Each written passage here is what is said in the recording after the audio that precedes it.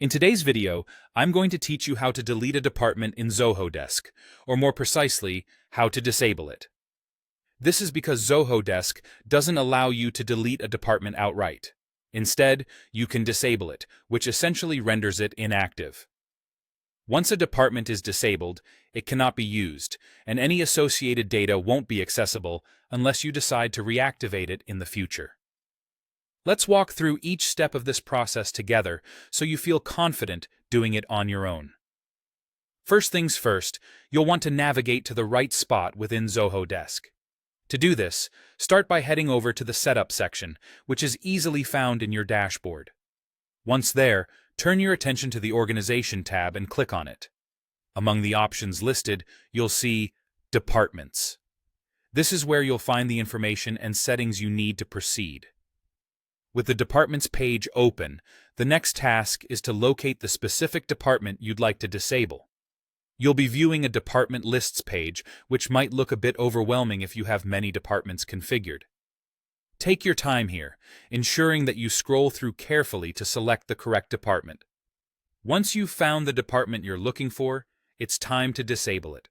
Look for a small edit icon, often symbolized by a pencil, right next to the department's name. Go ahead and click on this icon to bring up the department's settings. At this point, you'll need to choose the option that allows you to disable the department. But hold on, there's a critical step before you proceed with disabling. It might be necessary to transfer any agents and email addresses that are currently associated with this department to another one within Zoho Desk. This extra step is crucial because any agents or communications linked to the department will need to continue operating without a hitch. Zoho Desk's documentation provides guidance on this transfer process, and it's wise to consult it if any uncertainty arises.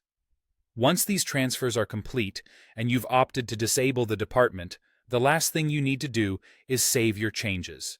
With everything set to your satisfaction, hit that Save button to make it official. This action will ensure that your department is disabled and none of its data will be fetched going forward unless you decide to go back and reactivate it at a later time. And there you have it. Your department is now disabled in Zoho Desk. Make sure to double-check everything to ensure your changes were saved successfully and that all your agents and email addresses have been properly reassigned. This process helps maintain the organization and efficiency of your system without losing important data. Thanks for watching, and I hope you found this guide helpful.